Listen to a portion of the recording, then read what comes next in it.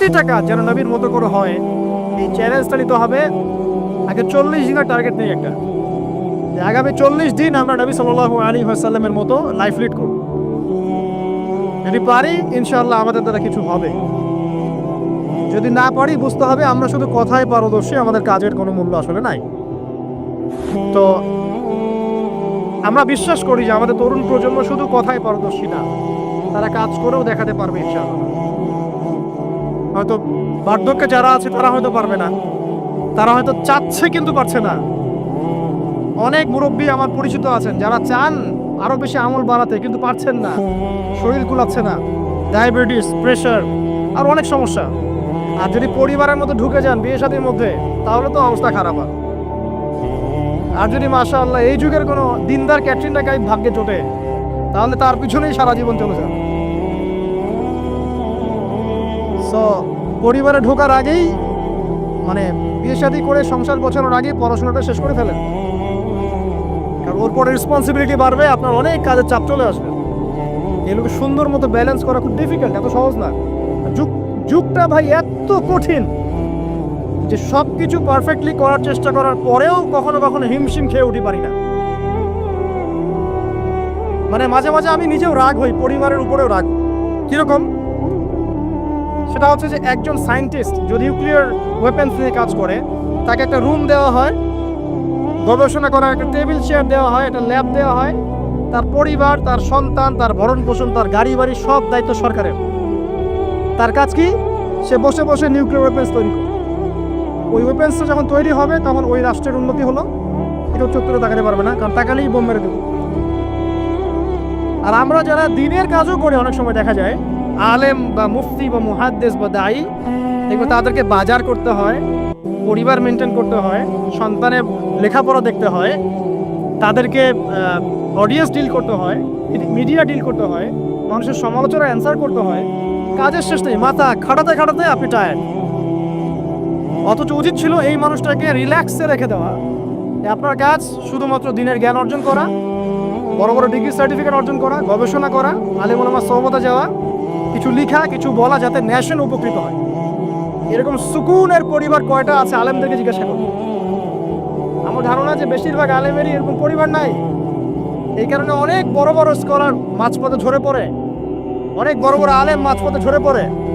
আর আমাদের এই ফিতনা সৃষ্টিকারী পরিবারের সদস্যরা এগুলো বুঝতে চায় না। তারা বুঝতে চায় না ওদের দায়িত্বটা কি। তাদের দায়িত্ব হচ্ছে ওই ব্যক্তিকে সাপোর্ট করা পিছন থেকে, যে আল্লাহর দ্বীনের পথের একজন দায়ী, একজন মুবাল্লিগ, একজন আলেম, একজন ফকিহ।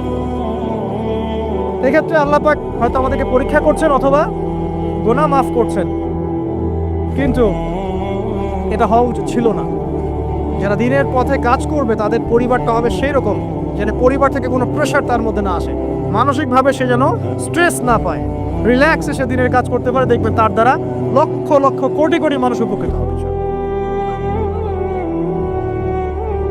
এই জন্য অনেক, এটা ঠিক বলেছো ভাই, এই জন্য অনেক বড় বড় মুহাদ্দিস ছিলেন যারা কিন্তু আসলে কোনোদিন বিয়ে করেন নাই।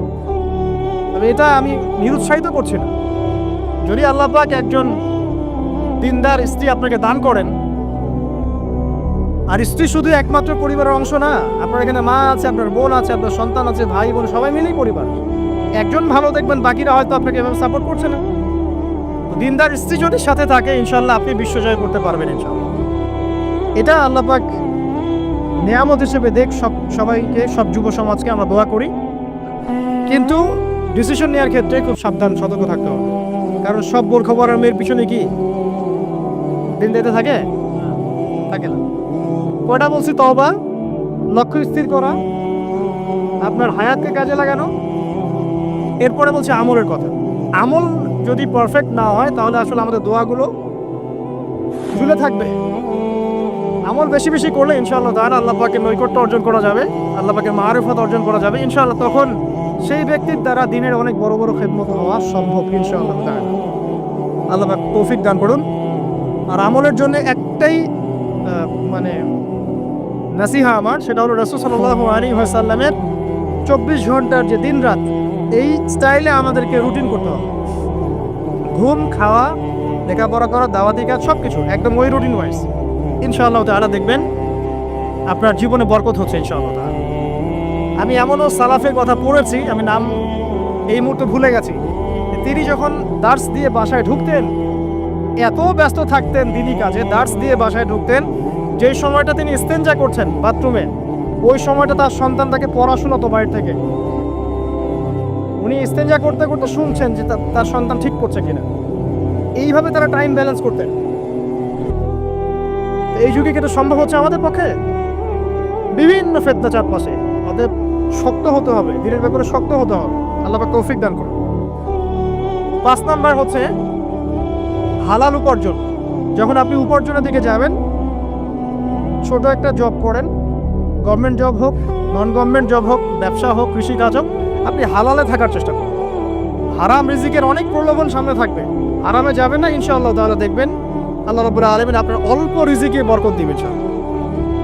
দুনিয়াতে সন্তুষ্ট থাকা শিখতে হয়। অসন্তুষ্ট থাকলে আপনি কখনোই সন্তুষ্ট হতে পারবেন না। আজকে একতলা বাড়ি আছে, কালকে 2 তলা চাবেন, আজকে একটা গাড়ি আছে, কালকে আরেকটা চাবেন। এই চাহিদার কোনো শেষ হবে না। কিন্তু হালাল রিজিকে সন্তুষ্ট থাকলে ইনশাআল্লাহ আল্লাহ পাক এখানেই বরকত দিবেন ইনশাআল্লাহ। আল্লাহ পাক আমাদের সবাইকে হালাল রিজিকের ব্যবস্থা করে দিন এবং আল্লাহ যা দিয়েছেন তাতে সন্তুষ্ট থাকার তৌফিক দান। যুবকেরা ব্যবসায় বেশি ফোকাস করতে পারে, বড় বড় গভর্নমেন্ট জবগুলোতেও ফোকাস করতে পারে, যেখানে গেলে আপনি সমাজের জন্য কিছু করতে পারবেন। আপনারা প্রশাসনের দিকে ফোকাস করতে পারেন, সেখানে যাওয়ার চেষ্টা করেন, ইমান নিয়ে সেখানে চলার চেষ্টা করেন। বাংলাদেশের যে ফোর্সগুলো আছে এখানে যাওয়ার চেষ্টা করেন, দেশের জন্য কিছু করেন। মুসলিমরা যদি এখান থেকে সরে আসে আস্তে আস্তে, তাহলে এখানে সমস্ত জায়গাগুলো খারাপ মানুষদের ভর্তি হয়ে যাবে, তখন সিচুয়েশন আরও খারাপ হয়ে যাবে। যারা এগুলোতে যেতে পারছেন না, কৃষি কাজ করেন, কোনো নিজস্ব কোনো প্রজেক্ট লঞ্চ করেন, ক্রিয়েটিভ হন, উদ্যোক্তা হন, দেখবেন ইনশাআল্লাহ তাআলা আপনার ওই নতুনত্বের মধ্যে আল্লাহ পাক বারাকা দিবে। আমি এমনও ভাইকে চিনি যারা লন্ডন আমেরিকা থেকে পড়াশোনা করে এসে বাংলাদেশে এসে অর্থনৈতিক যে প্রজেক্টগুলো আছে এগুলো লঞ্চ করেছে। আপনার ডেইরি প্রজেক্ট করেছে, পোলট্রি করেছে, হ্যাঁ, তারপরে কাপড়ের ফেব্রিক্সের ব্যবসা করেছে, ঠিক আছে, কম্বলের প্রজেক্ট করেছে, মানে অনেক ক্রিয়েটিভ অনেক কাজ করেছে, যেগুলো কিন্তু তারা না করলেও পারতেন, বড় চাকরি তারা করতে পারতেন। ক্রিয়েটিভ কাজ করেছেন, উদ্যোক্তা হয়েছেন, আল্লাহ পাক তাদেরকে এত সচ্ছলতা দিয়েছেন মাশাআল্লাহ, তাদের কাছে মানুষ এখন ধার চাচ্ছে টাকা পয়সা। আমি এমনও মানুষকে চিনি যিনি হারাম চাকরি ছেড়ে দিয়ে শশার ব্যবসা করা শুরু করেছিলেন। হারাম চাকরিটা কিন্তু বড় চাকরি ছিল, এই চাকরি ছেড়ে দিয়ে তিনি শশার ব্যবসা করা শুরু করেছেন। এখন তিনি মানুষকে টাকা ধার দেন। আমাদের এখানে আমার একজন ভাই আছেন যিনি সুদের চাকরির সাথে সম্পৃক্ত ছিলেন। কোনো একভাবে আল্লাহ পাক তার কানে এই মেসেজ পৌঁছে দেন, এটা হারাম। তিনি 70 থেকে 80 হাজার টাকা বেতন পেতেন প্রতি মাসে। এখন তিনি কৃষিভিত্তিক প্রজেক্ট নিয়ে কাজ করছেন, আল্লাহ পাক তাকে সচ্ছল রেখেছেন। তো হালাল রিজিকে ফোকাস করেন, ইনশাআল্লাহ আপনার ইবাদত আল্লাহ পাকের কাছে সরাসরি কবুল হবে ইনশাআল্লাহ। আর হারামে গেলে ইবাদত কবুল হবে না, এটাই ফুল স্টপ। হারাম রিজিক থাকলে ইবাদত কবুল হবে না, এটা ফুল স্টপ, এখানে কোনো সুযোগই নাই ডানেভাবে তাওয়িল করার। 6, পার্ট টাইম দিনের দাওয়াতি কাজ সবাইকে করতে হবে। ইলম অর্জন করেছি, তওবা করেছি, এখন আমল করছি, হালাল রিজিক আছে, এখন পার্ট টাইম দিনের দাওয়াতি কাজ সবাইকে করতে হবে। শুধু একজন আলেম করবেন, ফকিহ করবেন, মুহাদ্দিস মুবাল্লিগ করবেন তা নয়, সবাইকে মিনিমাম পার্ট টাইম দায়ী হতে হবে। প্রথমে আপনার পরিচিত মহলের মধ্যে, তারপরে পরিবারে, তারপরে আপনার বন্ধু মহলে। আল্লাহ পাক বলার সামর্থ্য দিলে বলবেন, সুন্দর করে লেকচার দিতে বলে দিবেন, লিখতে পারলে লিখবেন। তবে এগুলো ওলামায়ে কেরামের সাথে পরামর্শ ভিত্তিক করলে ভুল হওয়ার সম্ভাবনা কমে আসবে। তবে ভুল হবেই, আর মানুষ ভালো মন্দ বলবেই, গীবত তোহমত অপমান করতেই থাকবে।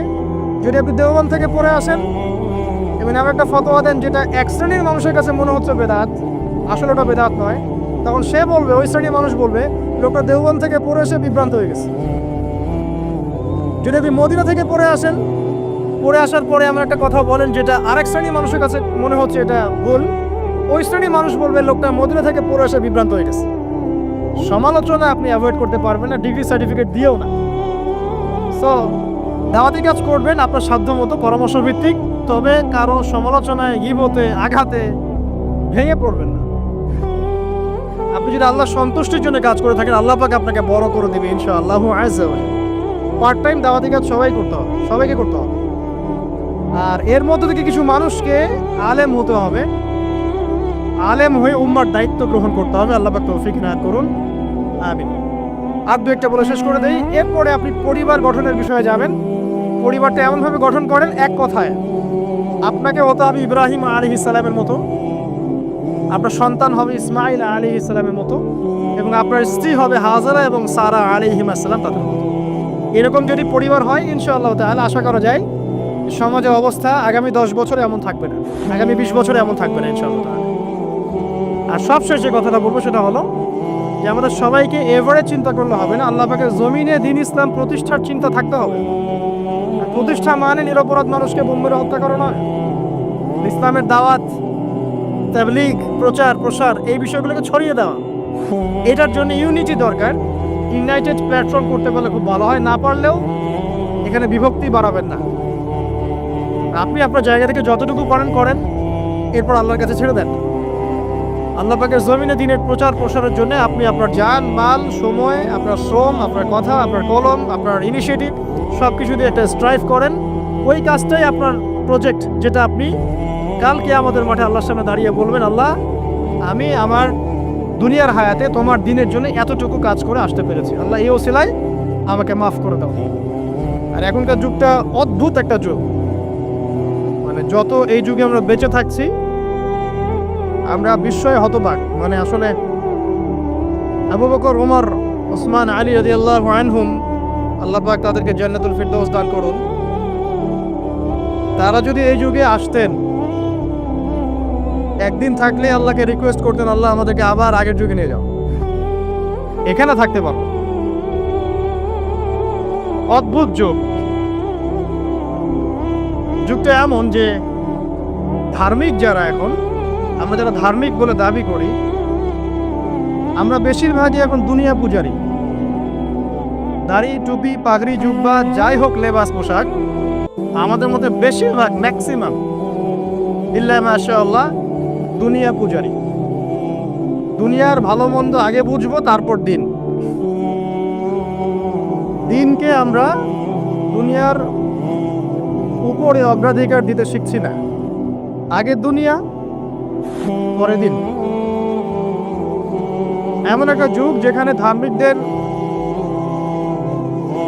ঐক্যবদ্ধ থাকার কথা, স্পেশালি মুসলিমদের, কিন্তু আমরা মুসলিমদের মধ্যে কোনো ঐক্য দেখতে পারি না। যতই ঐক্যের বলে আওড়াই না কেন, বাস্তবতা হচ্ছে এই যে আসলে এখানে ঐক্যের কোনো নামগন্ধ নাই। কিন্তু আমরা চাই যে সবাই ঐক্যবদ্ধ হই, ঠিক আছে? অদ্ভুত যুগ। দেখবেন 5 ওয়াক্ত নামাজ পড়ছে মাশাআল্লাহ মসজিদ কমিটির সভাপতি হাজী সাহেব, সুদ ছাড়তে পারছে না। অদ্ভুত যুগ। দেখবেন যে মাশাআল্লাহ বাবা তাহাজ্জুদ গোজার, বাবা প্রত্যেক রাতে তাহাজ্জুদে নামাজ পড়ে মাশাআল্লাহ। মাও দেখবেন যে বোরখা পরে বাইরে বের হচ্ছে, মেয়ের গায়ে পর্দার বালাই নাই। অদ্ভুত যুগ। মানে মা আর মেয়ে বাইরে বের হয়েছে, মা মাশাআল্লাহ খাস পর্দা, যদিও তার দিকে কেউ তাকায় না, আর মেয়ের গায়ে পর্দার কোনো বালাই নাই।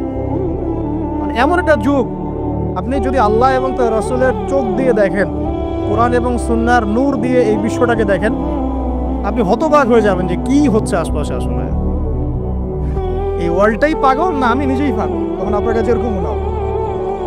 এখন মনে হয় আমরা নিজেরাই মনে হয় পাগল, ওরাই মনে হয় সুস্থ। আজকে